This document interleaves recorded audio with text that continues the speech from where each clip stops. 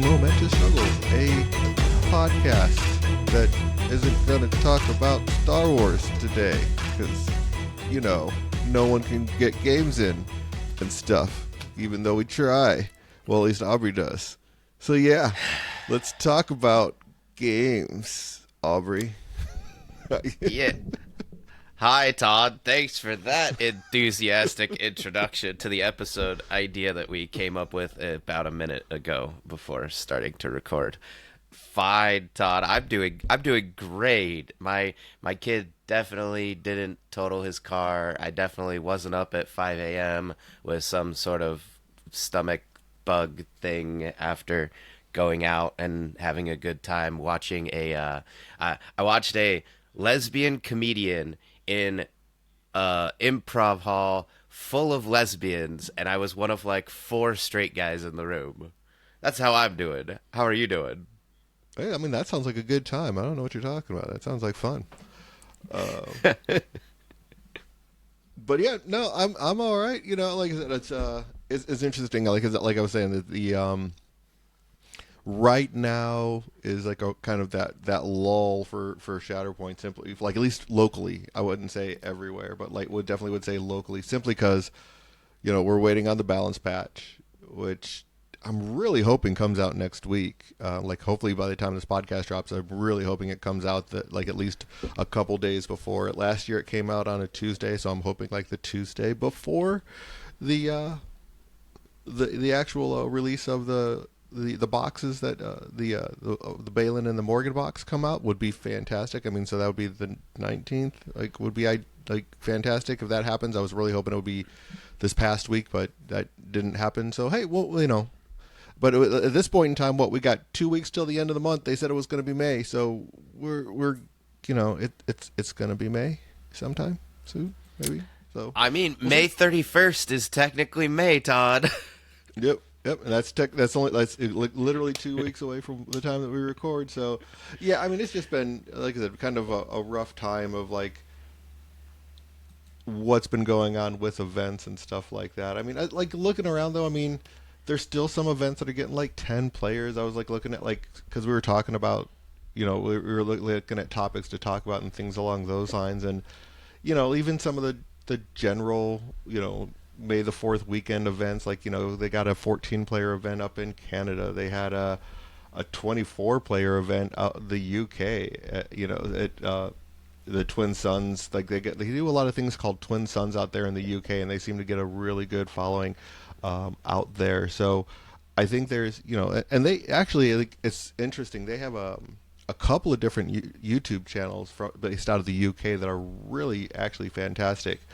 That let me find the name of it. I'm so bad. I was just on their channel not too long ago too, looking at stuff. But there's some great like content out there as well. So UK does some good stuff right now, and it's picking up. The UK Games Expo's coming up here in I think like a week or two also. So they're going to have a lot of events that are going on. So I think yes, it's it's not the best right now, but we'll get there. I think is like once this new balance patch comes out.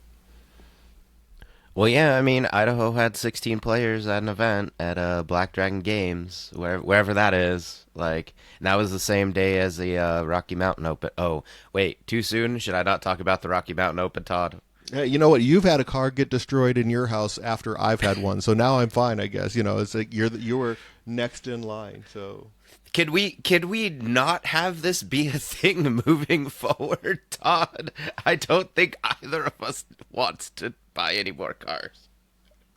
I mean, I'm okay with not buying a car anytime soon, but yes, I mean we can definitely not do that going forward. I mean, so I guess since we're speaking of about events, I do want to again give a quick plug to the team event that we're running for Shatterpoint. Still only have 3 teams set up for that one for the June event, so I'm hoping we get a couple more players lined up for that sometime soon.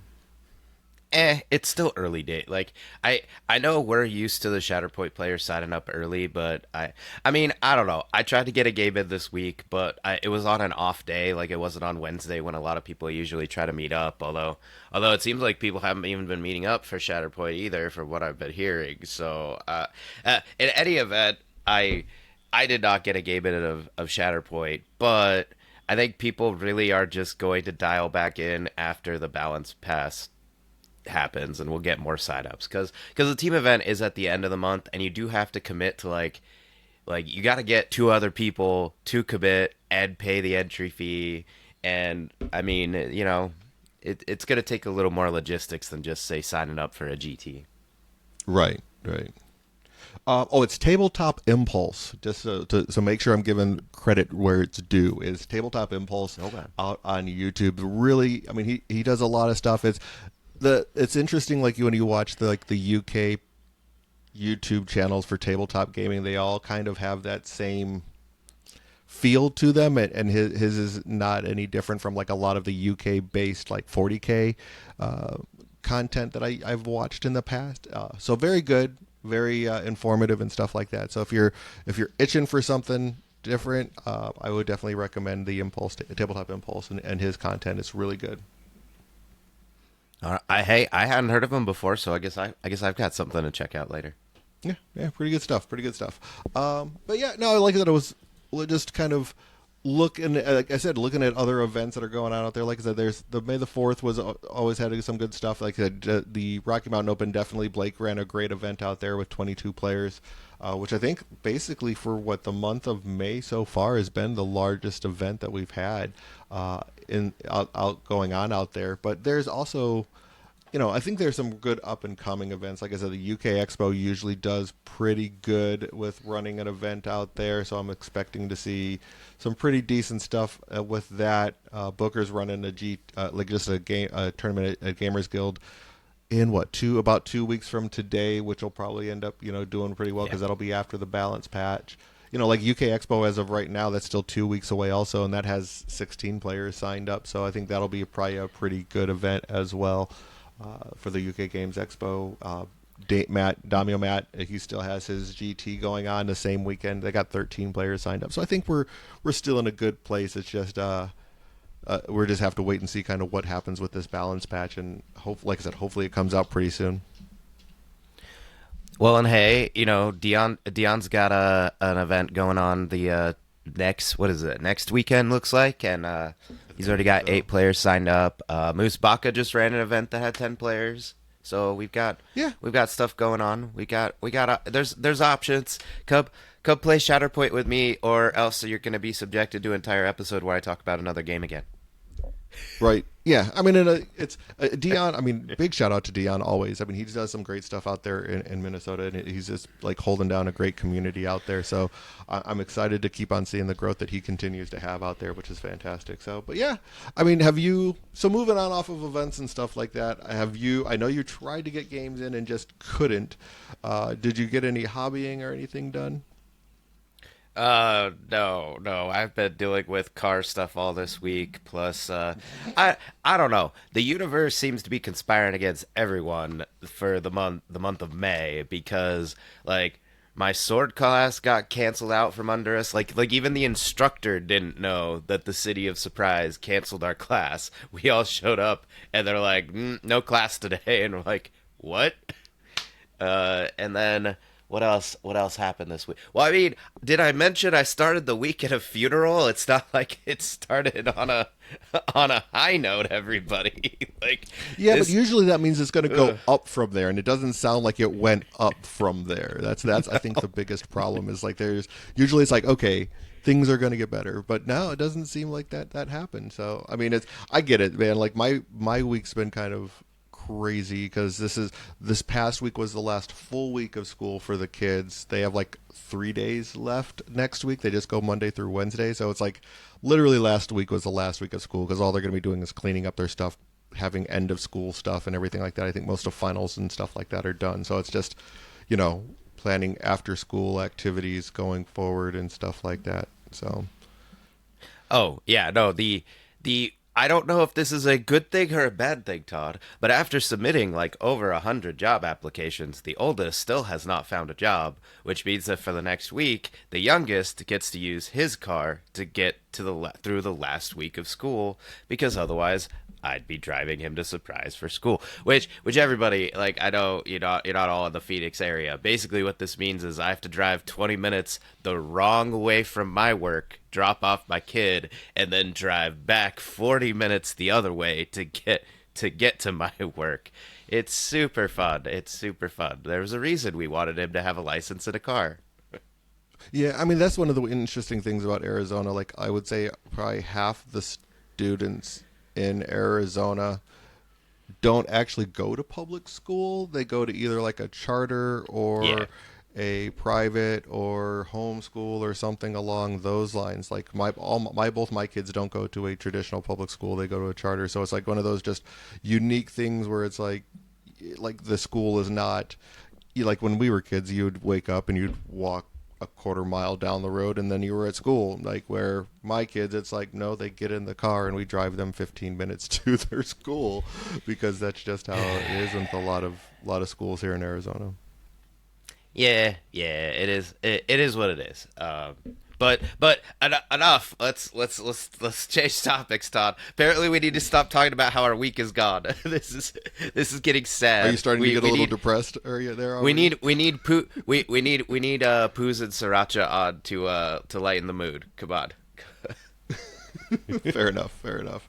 Well, I don't know if I can.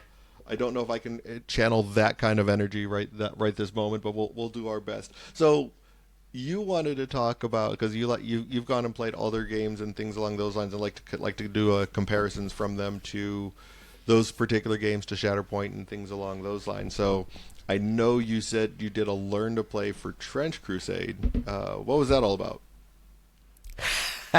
Okay. All right. So, as I've said in the past, I've wanted to try other skirmish games because I've dabbled a little bit with like I kind of watched and went through a demo of StarCraft. I've played at least one game of Legion, and like I can already tell, even though I'm definitely still going to do Legion more, but it's really more just because I like Star Wars. Like if I'm being perfectly honest, like I want to play more Star Wars, and Legion's gonna be the best way to play more Star Wars and dip my toes into army games. But the pigeon does not like that many models. There's too many models, so I keep exploring. I keep exploring skirmish games, and Trench Crusade is a game that came out a couple of years ago. I believe it started as a Kickstarter, and I haven't done any of this research. This is me remembering what one of our local players Z told me. Because to how this started is Z and I are supposed to play Shatterpoint, but he had asked me to put together a table of terrain for him for this game, Trench Crusade. And then when I showed up, we both we had crossed wires and neither of us brought terrain, so we couldn't actually play Shatterpoint because the only terrain I think in the shop was already being used. So we either would have had to cobble together some Legion terrain and make it work for Shatterpoint. And Z was like, "Well, you mentioned interest in what the story of Trench Crusade. What if we just hang out and I tell you about this?" Mm-hmm. So Todd, do you know anything about Trench Crusade other than seeing that giant statue at Adepticon that I'm sure you saw in the vendor hall? There was a giant So, 7 foot tall yeah. nun lady, right? Yeah, so Trench Crusade, from what my understanding is, I mean, one, it was kickstarted a couple years ago, kind of stumbled out the gates, but really caught a lot of has gotten a lot of traction lately over the last, I'd say, 6 months to a year, but it kind of stumbled out. But it's basically like an alternate reality World War II like scenario where basically it's like the undead basically kind of like are around or something along those lines. So is what kind of the way I understood it. Oh, okay. All right. I'll tell you. You're in the ballpark. It's World War I, so World obviously War One, trench thank you. Yeah, warfare. because of trench Yeah, warfare. Yeah. right. Trench Crusade, but it's not the undead. It's the Knights Templar.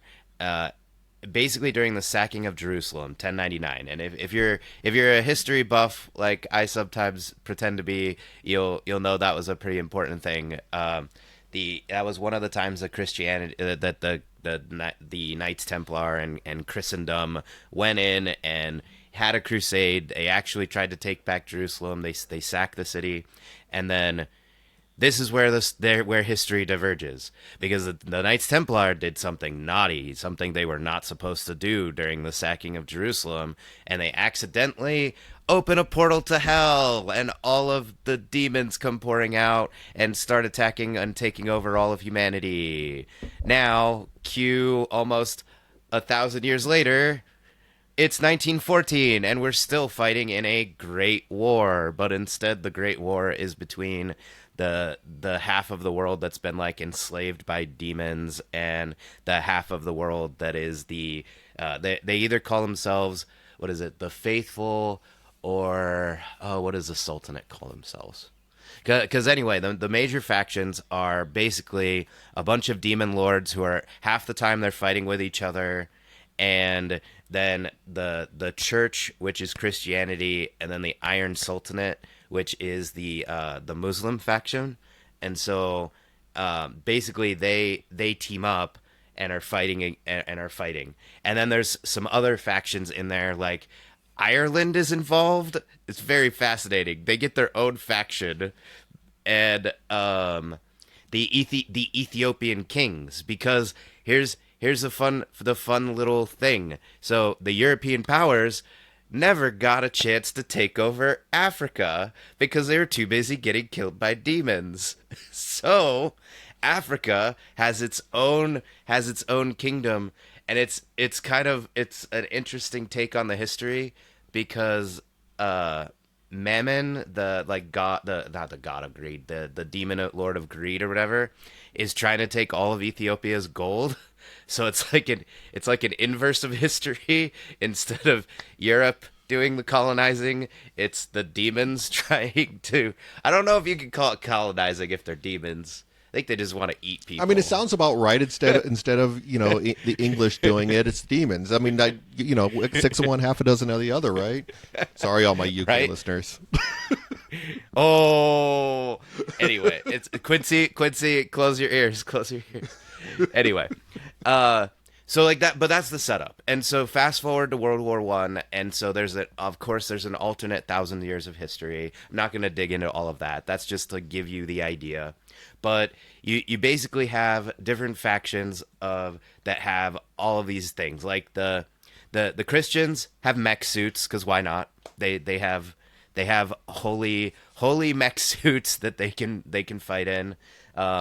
The Iron Sultanate has it's very Prince of Persia coded. They have assassins that can use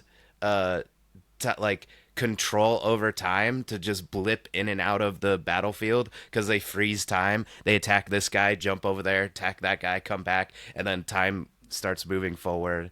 They've got artificial life forms that they've created through alchemy. The selling point. Todd, are you ready? Do you want to learn what the 7-foot tall heretic witch lady does? I don't know if you're prepared for this. Yes, I do. Okay, I don't know what was going to happen if I don't know what was going to happen if you said no. I guess we'd just be done with the episode. That would have been a quick episode. Yeah. So, her power, very specific. She summons bombs that are directly made in like the forges of hell, and creates a portal and just yeets them at the enemy. Like from anywhere. She's just like, I don't need artillery. I am the artillery witch, and just teleports bombs onto the battlefield. Spoilers.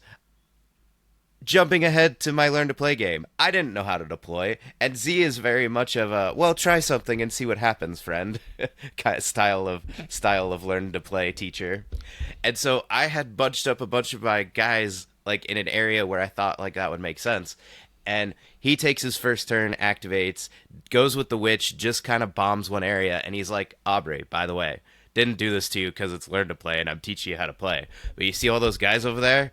I could have just nuked your like half of your squad and just knocked them all off the table. And I was like, Thank you for not doing that, person who's teaching me how to play. Maybe next time, Z, you should tell me not to deploy like that.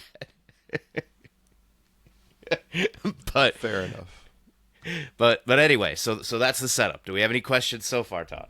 Or else No, I'll go into no. the gameplay. Yeah, go into the gameplay. Let's see. Let's hear about it. So, this is what I like is very elegant because I know I talked a little bit about how I've been playing Malediction, and that's just a whole D20 system. The only dice you ever roll is a D20 in that game. Very, very straightforward, right? For hits or fails or other things.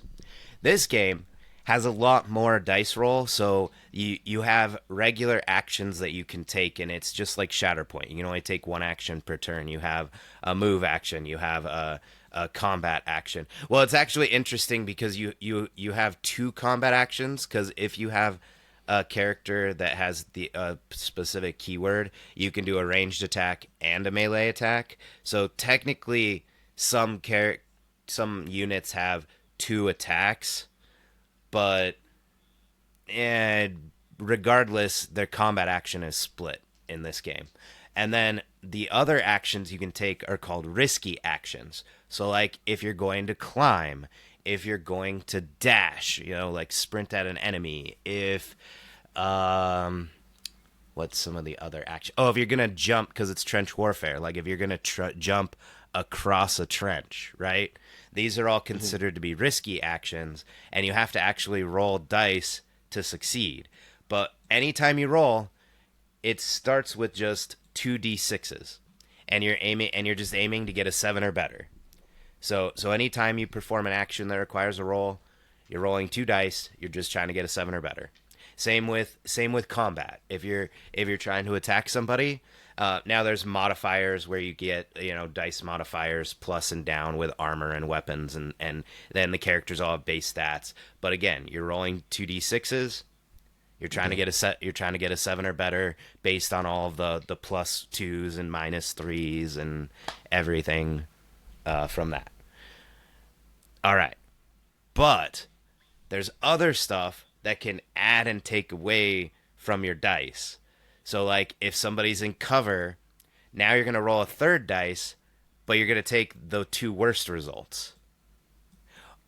Okay. Or if you're using something like a really powerful weapon, because in this game kind of threads the needle between, like, I don't know. I don't have a lot of experience with skirmish games. Sometimes you have equipment, sometimes you don't. This game, you can equip everybody. You're given 700 points or 800 points, whatever the game is going to be, and that's your models, that's their equipment, because you can give everybody armor and shields and guns and whatever, or you can just send them off bear nothing, just run into the trenches. You're a body soaking up damage. Good luck, friend. All right. So, I mean, one of the things I think I know about this game is that there's a lot of, like, you can 3D print everything, you can STL it, and everything along those lines. Did you guys use the STL printed ones, or what were you guys playing with as far as the models? Yeah, so Z got his from a third party seller who, yes, these were the official. The models are the official models that are the STLs from the company, but he purchased them through a third party seller who is selling, because that's like kind of the sticking point is the company is partnering with, I'm blanking on the name of the company right now, but in any event, they're partnering with a bunch of people, and they want people to to do 3D printing and to go out there and come up with your own thing. Like some of the model, here's the fun thing. Some of the models don't even have an official STL. So when you look at the picture on their website, it will sometimes be a model that somebody else has made for the game, because they're chomping at the bit and they're so excited because they'll tell you like what new stuff is coming out. Like right now, there's a new naval faction that's coming out, and because it's the faithful and the heretics, if you're gonna just talk about the two sides very quickly, it's more complicated than that, but you're getting the heretic naval raiders, and then they have like drowned zombies, and then the other side that we're getting with the faithful is oh geez, I'm blanking. Possession of But the Sacred anyway, Affliction. yeah. And so you can already look up like all of the units and their stats and what they're getting and everything, but they don't even have like the models out yet. But people are already like they're doing their 3D model thing. If you go on Etsy or you go on all these third-party sellers, you can already find the people have already made models, and it's like, calm down, guys. We haven't like they haven't even officially released the factions yet. Like, give them a minute.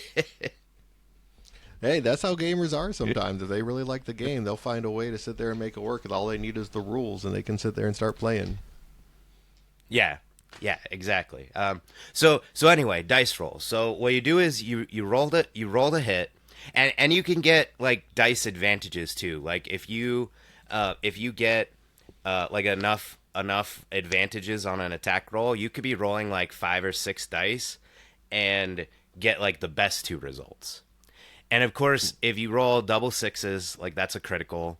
There's no critical fail, thankfully. Like if you roll snake eyes, there's not a penalty. You're just gonna miss. Like that's not a good. That's an extra Not bad like a roll. fumble or something like that where you like drop Yeah. your gun. Well, so there is one thing. If you're using a thrown item, so like a grenade or something. Apparently, grenades. Because I'm just jumping into this game. I've only played one game. It was 2 days ago. Apparently, grenades were way too good, so they had to add a fumble specifically to grenades because people were just going, "Yeah, chuck a grenade, chuck a grenade, chuck a grenade." Like they weren't shooting or getting into melee. They were just it was turning into hot potato apparently. I mean, to be fair, it's Trench Crusade. What do? You throw grenades into trenches and watch people, bodies hit the floor type of a thing. So I don't. It's on brand for the what you would expect for World War I Warcraft. I mean, like, yes, there was jump out of the trenches and run at each other, but man, jumping down to the trenches and hitting them with a freaking what do you call it, a flamethrower, or throwing a bunch of grenades down into the trench. That was probably a good way to sit there and deal with it too. Oh, oh, I will get to flamethrowers, Todd. Yeah, I'll get there. Don't worry, don't worry. And then, so some people might think, well, this seems kind of simplistic, right? But the cool thing is that once you figured out if you hit, then you roll dice again, and there's a bunch of modifiers to like how much dice you roll in this point. But you start with 2, and then same thing. You might go most of the time the injury roll, they call it, which is how much damage you're gonna deal to a model. Um, that's that's not really going to have a lot of debuffs often. That roll, if you're going to affect a roll, you affect whether or not you hit. You don't get to affect the how much damage you're going to deal, because there's a few things that can happen. You can either get a minor hit, which puts a blood marker on them. I'll get to those in a sec because those are fun. Or you can knock them down, so then they're prone. And that's kind of funny because in this game, you don't have like a token that like signifies that the character's been knocked lay 'em down. on its side. You lay your mini down on the side. And some of these minis, like I just measured, one of the units that the Iron Sultanate has is this giant artificially created bull guy. He's like 75 millimeters tall, Todd. So when you lay him down, like if you manage to knock him down, he takes up like an entire trench. You're like, how do I lay him down? Like I was like, does his base provide cover now? Like this guy's massive. That's pretty cool. Yeah. So, and then the worst thing is, of course, if you get a high enough result, because there's no health pools. There's just you have blood markers, and you can keep getting blood markers. There's knockdown, and then there's yeeted off the table. Like Okay. you're just gone. You just get blown off the table. In fact, the artillery witch in my learn to play game, I managed. I put my leader up on top of the trenches in the middle of the table where everyone could see him. But I was like, I'm not leaving her on the table. And I took this long shot, and I got lucky on my dice roll, and I just shot her off the table. She only got to activate one time in the game, and I'm like, all right, I'm beginning to understand why some people miss this whole I get to knock models off the table instantaneously thing, because I'm pretty sure Z's game plan revolved around destroying all of my stuff with the scary Bommy Witch, and he didn't get to do that very much. Yeah, I mean, and that's again, like I think we've talked about that where the uniqueness of this game where you get to play with all of your models is kind of a deterrent for some people because they do like to just have the ability to basically wipe models off the table. So it's interesting to go back to kind of that. I mean, you look at like Legion, that's exactly what you do. Is like you're just the entire point of the game is removing models one by one off of the table. So it's an interesting dynamic when you go back and play something along those lines and just watch models kind of get removed from the table for sure. So Yeah. question then. So you said that you roll to sit there and determine if you hit, then you roll for a damage base to determine like damage based off of like blood tokens or something like that. Are there is there a defensive roll in opposition to like any of this? No, that's the interesting thing. And that was the biggest thing that I had to get used to is that nope, you are just taking a shot and rolling. And I just stand there and I hope for the best. So a lot of your defense comes from your list building actually because you get to pick who has like really good armor, who has maybe basic armor, because the point values add up really fast. Like I was looking at another list with Z after our Learn to Play game, and he because basically the list he built for me is he asked me, he's like, okay, what models are you really excited about? And I'm like, I want to play with the bull guy, and I want to play with the temporal assassin guy. And so he took all of my points, and he basically he kitted them out to be just monsters, which is not what you would normally do. Like you would spread your Yeah. points you're out amongst the squad. But he's like, no, I want to make these two guys scary as possible, and then everybody else just gets basic stuff. They're on their own. Good luck. They're just cannon So fodder. yeah, basically. And so the trick is that a lot of your defense just comes from your predetermined stats. So like in this game, if you think of the highest defense you can get is a -3, and like only one of my unit, like my captain, my leader unit, because you have a leader and then you have like a sort of like second in command. It doesn't really matter much for like more than like flavor reasons, but you usually will have like two models that are just like very very good, maybe three, and then the rest are kind of standard kitted out. And so -3 is a big deal because if you think about it, if I attack into a model that has a -3 modifier, that means in order to hit, my dice roll is it's already takes away like half the pool. Like you've got to roll at least a, what would that be, -3? You got to get to Like a 10? 7. I'm assuming Yeah, like a 10 or an you 11. only hit. Yeah, you only hit on like a 10, 11, 12 attacking Yeah. into that guy. So you gotta think about who you're attacking into and what you're attacking with, because you get modifiers too. You get like +2 on some characters or in their melee attack or their ranged attack, and then you're doing the same thing. You're rolling extra dice and looking for the better result. Interesting. Interesting. I mean, it's like Yeah. D6 systems can often be interesting depending on how they utilize them. So I think it's like I automatically always go to basically to like any of the 40K systems because everything that they do is in D6 systems, or any of the Games Workshops are always based in D6 systems.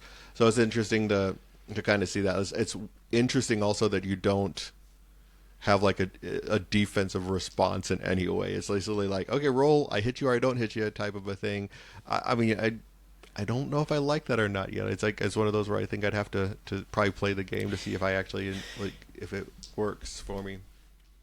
it definitely was a learning curve for me. I was reaching for my dice like half the time. I kept going, "Oh, you're attacking me." Oh, no, I wait. Oh, you're attacking me. Oh, no, no, I wait. So if you like having some control over the variance of your attack, this might not be the game for you. That's definitely true because it's the thing is like where you can modify it. So let me talk about because the blood tokens are actually the very important part of this, both offensively and defensively.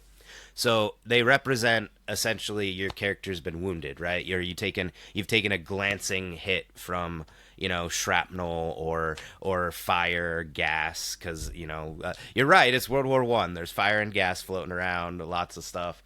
Um, when you attack somebody with a wounded unit, so essentially they have a blood token. Your opponent can say, "All right, I'm going to spend one or more of those blood tokens, and I'm going to add negative dice to your roll." So now, like before, base two. But you're attacking with a wounded guy. Okay, I'm gonna remove 2 blood tokens. You're now rolling 4 dice, and you're gonna take the 2 worst results. So that is the primary way that you can affect the dice rolls. But you have to, and you can do. And the funny thing is you can do that for anything. Any of those risky actions. If you fail the action, your activation ends. And this game uses true line of sight. So like if you've got to move and then dash to get into line of sight of a model to shoot at it, well, you're gonna roll that risky action, and I might be like, "Oh, you got 2 blood markers on that guy. I'm gonna remove 2 of those. Now your dash, You're gonna roll minus, an extra 2 dice, take the 2 worst results, and if this dice roll fails, your turn's over. Nice playing with you, friend. Okay, that's interesting. Like a way to kind of manipulate the turn and everything like that on a defensive side. I can see you enjoying that as a blue Magic player for sure.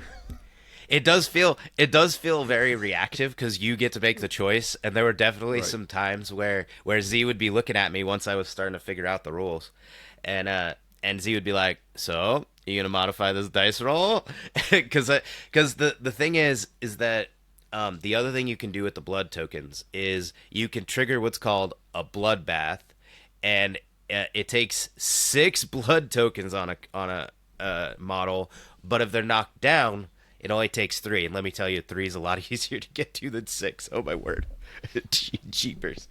Uh, and then instead of taking the best die result, the best 2, you now get to add 1 dice to the total. So instead of rolling and adding up to 12 with 2 dice, you get to add up to 3. So there's this play between the blood tokens and using them to mess with rolls and like stacking blood in order to get that bloodbath trigger, because that just turns into that causes things to go crazy. Like Just turns that's it into when a bloodbath.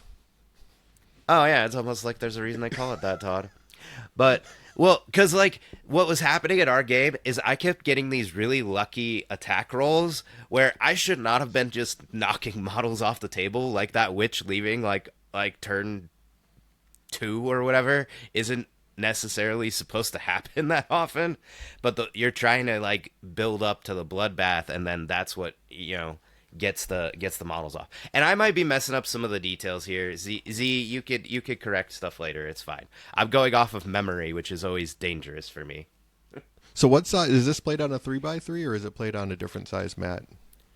So here's the fun thing. It can either be played on a 3x3 or a 4x4, because I got to talk about missions. Excellent question, Todd. The mission just tells you how far away you need to be from each other. So you can just agree to play on either a 3x3 or a 4x4. And they have a multiplayer format already, too. And so most of the time you play the multiplayer on the 4x4. And if you're just playing a single player, you're playing 3x3. But technically, you can build smaller maps. You can build larger maps. Because all it tells you is it says, okay, you're going to deploy within 6 inches of this 6-inch gap, and then there has to be what would that be? 24 inch, right? 24 and 12. Yeah, so like a standard map, you'd have 6 inches of deployment, 24 inches in between you. But nothing in the rules says that that table has to be 3 by 3. Obviously that adds up to 3 by 3 for deployment. But you can just choose to be like, nah, we're gonna play on a 6 by 3 table and spread out if you really wanted to, because you can play with higher point lists and have a bunch of squads, because you roll first for deploy, or you roll for deployment and then initiative, or initiative and deployment. Um, and that, but that's, oh yeah, that's right. Initiative is only if you have an even number of units. If somebody brings fewer units than the other player, they just get to go first. That's their initiative. But rolling for deployment, I mean, you could deploy anywhere. Like I did. I was silly. I was like looking at the table and I'm like, well, if I want to move, obviously I need to deploy my guys here so that I can get through the trenches, not thinking about, well, Z, you might have mentioned the line of sight thing before I started deploying. Just for the record, because I didn't really know how line of sight worked in the game. It's not his fault. I could have looked at the rules at any time. Did I? Of course not. Uh, and so I was thinking about movement, and he was thinking about line of sight, and so he deployed with line of sight in mind. But what's cool about the other cool thing about the missions is you have these table setups where they tell you this is the deployment area, this is the place where this is the rest of the table.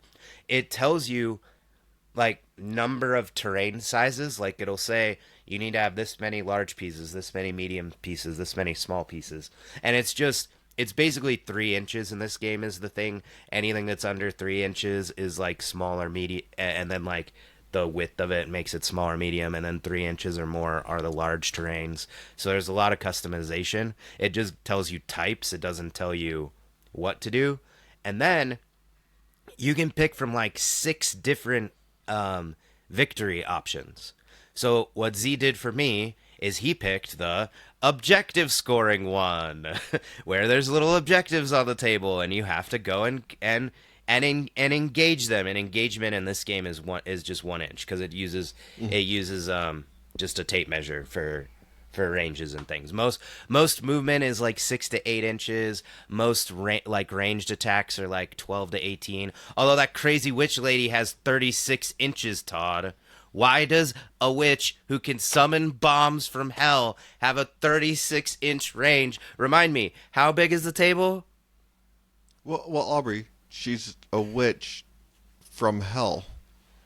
Why wouldn't she be able to sit there and throw bombs from anywhere on the table to anywhere on the table? I mean, it seems to me that would make sense to that.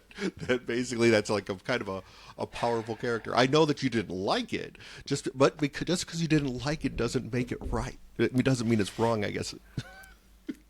Todd, did I ask if it made sense? No, I asked why does she get to do that? The snipers, Todd. The snipers, Todd. Okay, so 3 by 3, everybody. I know we don't think about this as often in Shatterpoint, but it's about 48, 49 inches diagonally. Just like whatever it is. I'm an English major. If I'm getting it exactly wrong, oh well.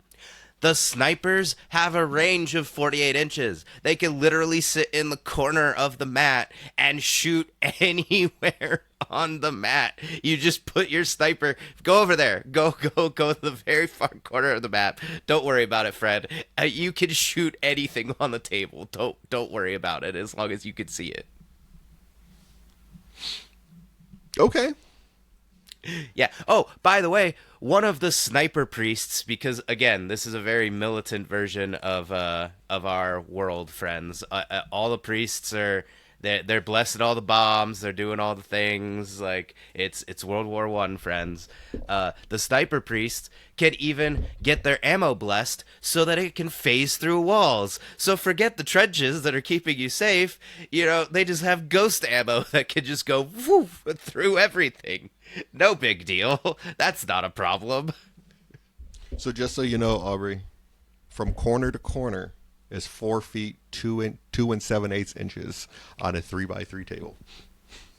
Oh, okay. All right. So, wait, you're making me do math. That's 50 and what? How many quarters inches? 50 and 7/8. 50 and 7/8. Oh my god. Yeah, see, you see my point? So deployment, like obviously some deployments are 3 inches, some are 6 inches. It depends on the scenario and mission you're on. But I repeat, the snipers can find you wherever you are. You are not Which makes safe from the sense. snipers. Yeah. You shouldn't be safe from a sniper. Sniper should be able to hit you anywhere that they go. So I don't see anything wrong with what you're saying here, Aubrey. I didn't say it's wrong. I said it's terrifying. When you got all these witchy people throwing bombs on you, and then ghost snipers are shooting you through the trench walls. Like World War I was terrible enough, and now you've managed to make it even worse. Yeah. All right. Well, okay. So we're 45 minutes in at this point in time. So what were your thoughts of the game? Like when you break it down, I mean, was it enjoyable? Was it something that you feel like you would do again if you had the chance? What was your overall feeling on it?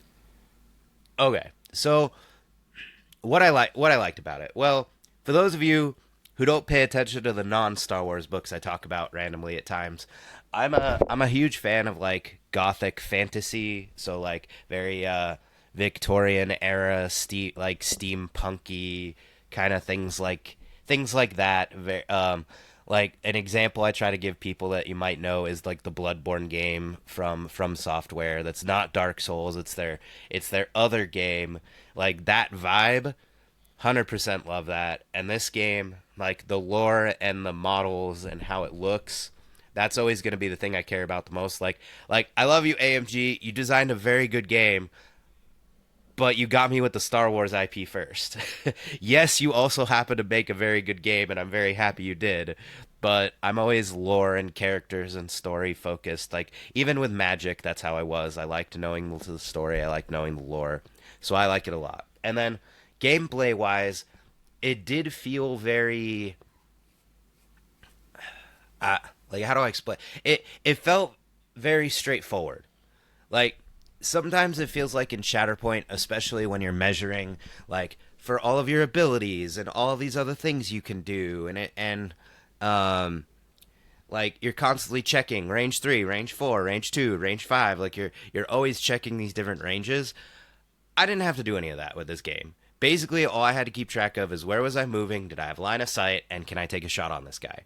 Like, and so if you're looking for something, I don't want to say simpler because like there are abilities. Like for example, the like I said, the assassin literally has an ability where one of the things I didn't talk about, one of the actions you can take is a charge where you get a longer you roll 1d6 and you add that to your movement, so it's a little risky, but you can go right at a model, and if you end within 1 inch of the model, so you got to be careful with your charges because it's a dice roll and you don't know until you've committed to the charge, but if you complete it, you immediately get to make a melee attack into the model. And then like that assassin guy, he can do a charge, and if he's done a charge, he could use an ability where he blinks out of reality, jumps over here, attacks another guy, and comes back. But you have to have not taken a dash action, like you're giving up your dash action in order to do this. Like as an example. So it was really cool to like just watch those play out. Even though, Z, I took out his poor cool witch. My assassin got taken out super early. I never got to do the blinky blinky fun time with him, so that happens. So I love the lore. It's never a good time when you don't get to have the blinky blinky fun time with your gaming partner. Todd, shh, shh. This is not an After Dark episode, Todd. Not an After Dark episode. Hey, you take that comment however you want, Aubrey. We'll see how we see where your mind is. Okay. But gameplay wise, like I know it sounds like, oh no, we're using a D6 system, but like the most dice I ever rolled was on average would be like 3. Like you weren't picking up like a bucket of D6 and taking 10 minutes to count out your like 50 D6s. It would pretty much be, are you at long range and you have cover? Okay, we're probably rolling 4 dice because you're and you can take the 2 worst results. Or You sometimes you would have to do the combat math of like your character might be using like a halberd gun, like my leader had this long giant rifle with a halberd axe on the end of it, and so he would get like +2, but then Z would have really good armor on a character, so then it would be -2. So then he would end up with a base roll of just the flat 2 dice, and so you were kind of always keeping track of like offensive and defensive stats. You don't have to worry about health. Like it's one of 3 results. You can just keep stacking blood tokens on a character until you need them, and So how they're do you either on remove the a table model or from not. a game? How do you remove them from a game? You just have to roll a 10 through 12 on the injury. If you roll, there's a Okay. chart you consult that's in the rules of the game, and it's like 0 to 2 is nothing. I think it's 3 to 6 or 7 is they get a blood marker. You know, they get the glancing blow. 7 to 9 is the knockdown, and then 10 to 12 is they're just gone. You just turned them into dust. They turned into a red mist and they're off the table. So you can just spike, like sometimes like there, you can just have a dice spike and just remove something from the table that like really wouldn't have normally been removed from the table, type of a thing. Right, right. That witch should not have been off the table like turn 2. Like Yeah. she should have been there to cause problem because she comes with, because of course there's abilities and keywords and you have to keep track, because there's tough. A lot of the elite models that I was alluding to earlier, they have the tough keyword. The first time they'd get removed from the table, instead they just get knocked down. So Okay. and then that's kind of something that's like a stat you have to track, because obviously the first time. So like that's a keyword. There's heavy or cumbersome, where like some weapons you can move and attack with, some weapons you can't. Like the witch, she comes with automatic cover. Like she brings a shovel and she digs her own trench wherever she is, and then she throws bombs at you. And you have to decide if you're gonna move her or leave her in her little pre-dug trench. So like she comes with auto. Like that was the crazy thing. I was taking a long range shot and a cover shot, which means I was rolling 4 dice, and it was the worst result. And I still spiked. I still spiked and took her out. Like that should not have happened. But dice are gonna dice. Exactly. All right. So compared to Shatterpoint, what was like if you were to sit there and like kind of give it a comparison, because that's kind of like ultimately like why you're doing this experiment of sorts, is to kind of see like how other games compare and stuff like that. What was your like final thoughts on that? Well, I definitely want to play it again. Like, and that doesn't always happen. Like, I'm sorry, MCP friends. I don't think I've played MCP since the time Todd taught me how. But that's because I'm also burnt out on superheroes. That is not me saying I don't think MCP is a good game. It's me saying Marvel and Disney have burned the love of superheroes out of me by releasing a new superhero movie every 5 minutes for a decade. But what I liked about this game is like it just felt like Shatterpoint is fun. But if you go into a game store and you set up for a game of Shatterpoint and you're just hanging out, maybe you're having a drink because you're at a store where you get a drink, it could take like 3 hours to play a game. And I mean, like, if people are stopping and talking to you, and like, I'm not talking about like we're practicing for a GT and we're honed in and we're gonna get this done in 90 minutes no matter what. Like an average game of Shatterpoint, if you're being chilled and relaxed, can take 2 to 3 hours. This game, even with setup, deploy, like me learning everything, talking, there was a couple other players there who are also doing a learn to play. Z was teaching them while also teaching me. We were done in like 2 hours. Like it was like that's the full game. So, and like you could set up for another game, you could do you could keep playing. So this is definitely, I don't want to use the word simpler than Shatterpoint, because it's not really the right analog. But if you're looking for something that's like quick but scratches that same itch, especially the More like streamlined? objective. Maybe the very, because again, you're not keeping track of health. There's not a bunch of combats. Like we only went through 5 rounds, and the game was done. And the way the victory points are, you have 3 rounds to get to the objectives, so you don't have to like go up and get them right away. Like scoring only happens after round 3 and after round 6, and we were done by round 5. Because there's two mechanics I didn't talk about that I do want to highlight. There's a morale mechanic where if over half your models have been removed from the table, you have to roll morale, and then they get shaken, and then now all of your actions become risky. And then if you fail that roll again, you just flee the table.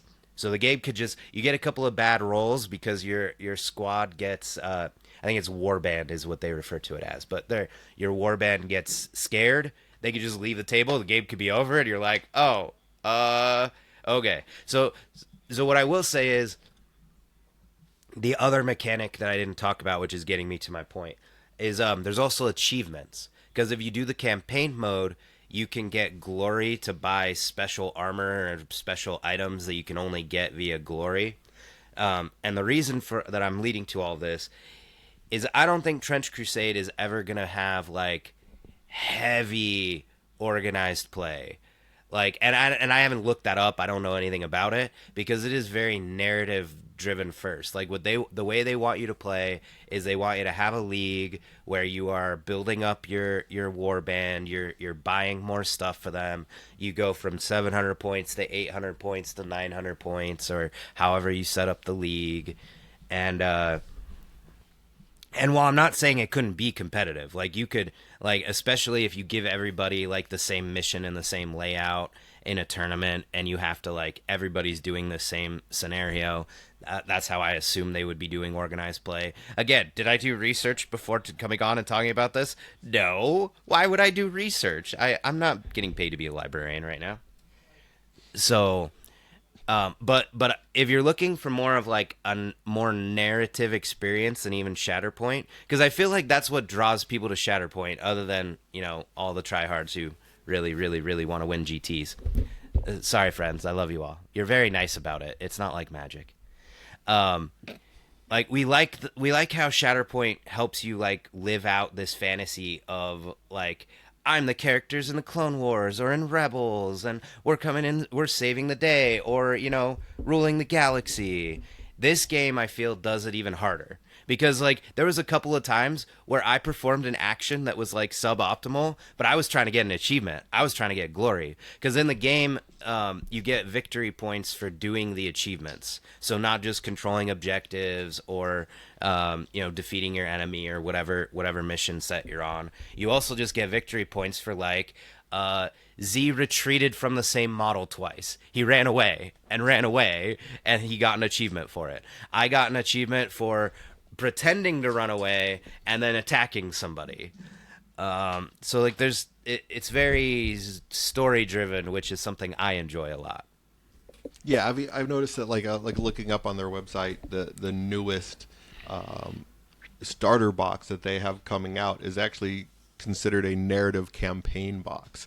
So like they really are kind of going all in on the narrative play, not the competitive type of a play, just because that's what they're basing their selling their sales off of, is that. So interesting. I think it's sounds like it's more of a, like you said, a weekly meetup to have your narrative fun type of a thing, or something that you do like a bi-weekly league meetup type of off of, more than like an organized tournaments and stuff like that. Right. So to plug it, if anybody's interested, Z is talking about starting, I think in June, a twice a month meetup where he's gonna start working on the league. And the cool thing is that they even have catch up mechanics. So like, say you're like, ugh, that's in like 2 weeks, Aubrey. What do you mean? You don't have to jump in at the beginning. It's not like our leagues where like if we tried to insert you in, we'd have to like give you a bye or have you start with a loss, or like it's not exactly great. This you could just say that the first month is 700 points, the next month is 800 points, the next month's 900 points. Everybody's gotten this much glory. Oh, you want to start in month 2? Okay, well, you're going to start with 800 points, and then let's see, whatever player has the lowest glory, that's how much glory you start with. And and you just jump in because it's the progression is more about your warband and like getting them better weapons and better items, because there's a whole mechanic at the end of every game where you look at, and I don't want to dig into it too much because we're already at an hour, but you just look at your warband and you can either like whoever's dead, you can spend points to just recruit new units, and they could be the exact same ones, but they might not have, like, if they had fancy armor that you purchased earlier on or something, you wouldn't have access to that again because it's still out on the battlefield where the guy got left.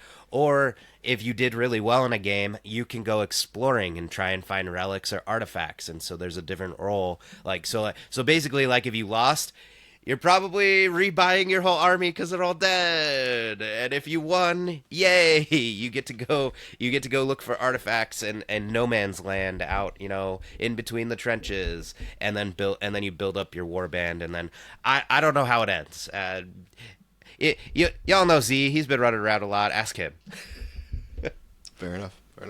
All right. Well, it sounds pretty good. I mean, it sounds like this is a not a replacement by any means for like a Shatterpoint, but it's a good, palate cleanser, so to speak, if you wanted to do something a little bit different and everything along those lines. So sounds good. All right. Any other closing thoughts on Trench Crusade? No, just if you like dark fantasy, it'll be right up your alley. Check it out. I technically have enough stuff that because I picked up an army. I don't want to call it an army. I guess a warband from Z, because it's very cheap. Like, if you go on Etsy, I have essentially 2 squads that I could play against each other if I wanted to for like $50 on Etsy or eBay or one of those places. You can also, if you have a resin printer, you can also just go to like your local game shop if they sell Trench Crusade. They already sell like little packs that are basically just, here are the STLs for a certain faction, and you can just go from there. But I mean, I think it's fun, and since we're kind of in a lull period, I'm probably going to explore this a little more, do some of this, do some Malediction, and wait for May 31st, because Matt's event on May 31st. It would be very sad if Matt's it's the Saturday before. Yeah. That's even worse. What if the balance comes out the day after Matt's event? Oh, don't put that in the universe, man. Like, let's hope that's not the case. So, well, all right. Well, hopefully, like I said, hopefully we see this on Tuesday before this episode drops. If not, we'll see what happens. I mean, we're already like 2/3, like by the time this episode drops, we're 2/3 of the way through the month. So hopefully we have the update and everything along those lines. But yeah, to close everything out, as always, thanks for listening. We appreciate each and every one of you guys. We will get back to some more Shatterpoint talk hopefully next week, or at least some Star Wars talk and things along those lines. So, but thanks again for listening. We appreciate each and every one of you. As always, if you want to support us, you can do so by becoming a patron on patreon.com, or you can sit there and just rate, review the podcast on whatever podcast platform you're listening to us on, or if you're watching us on YouTube, give us like, subscribe, leave a comment, let us know what you're thinking about that. But as always, if you want to sit there and be like Aubrey, shoot the nun that likes to shoot, that like throws bombs at you, because he likes to shoot nuns for some reason. I mean, I like to shoot evil nuns who are summoning bombs from hell. That's what Yoda would do. He didn't joke around with those clone troopers talk. Just snake done. Oh, I thought you said Yoda doesn't mess around with demon nuns. I guess that would be Night Sister. So he doesn't mess around with Night Sisters either. All right, thanks everybody. Bye. May the Force be